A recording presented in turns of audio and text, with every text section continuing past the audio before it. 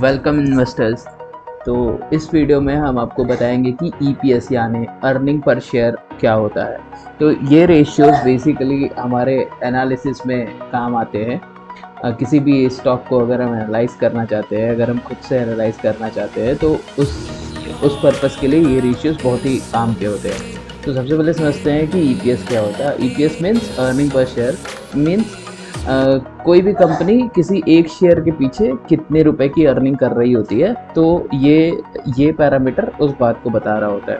तो earning per share is a companies net profit divided by the number of outstanding shares. Okay, EPS indicates how much money a company makes for each share of stock. Like जितने भी उसके stocks हैं, तो प्रत्येक share के लिए वो company कितना अर्न कर रही है, तो EPS उस बात को डिस्क्राइब कर रहा होता है। A higher EPS indicates greater value because investor will pay more for the company's share if they think the company has higher profit relative to its share price, meaning the company is earning more. Like in this case EPS अगर higher है तो फिर हम ये समझ सकते हैं कि इन्वेस्टर का इंटरेस्ट भी उस तरफ ज़्यादा होगा। इसका मतलब ये होता है कि EPS का हाई होना मीन्स कंपनी की अर्निंग ज़्यादा हो रही है, तो ऑब्वियसली इन्वेस्टर्स को वो कंपनी अट्रैक्ट कर रही है। अर्निंग पर शेयर जो है किसी कंपनी का किसी एक पर्टिकुलर फाइनेंशियल ईयर में कितना हुआ, यानी कि किसी एक शेयर के पीछे कंपनी ने कितना पैसा कमाया।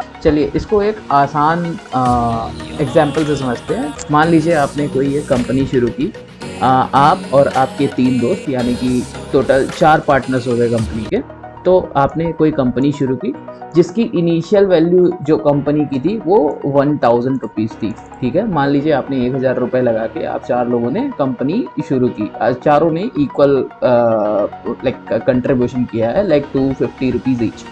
Okay, in that case profit after the financial year would be like 200 rupees. Okay, this is just the assumption, like आपकी कंपनी ने इतने रुपए की कमाई की है। ठीक है, इतने रुपए का प्रॉफिट आपकी कंपनी ने एक फाइनेंशियल ईयर के भीतर बुक किया है। तो इस तरीके से जो आपका नेट प्रॉफिट बनता है, नेट वैल्यू एक्चुअली जो कंपनी की हो जाती है वो 1200 रुपीज़ हो जाती है। वो कैसे? तो ये एक्चुअली 1000 रुपये तो आपने कंपनी शुरू की, ठीक है, 200 रुपये का आपका ये प्रॉफिट हो गया। तो इस तरीके से ये वैल्यू बन गई हमारी 1200 रुपीज़। ओके, तो ये आपकी कंपनी की नेट वैल्यूज हो गई।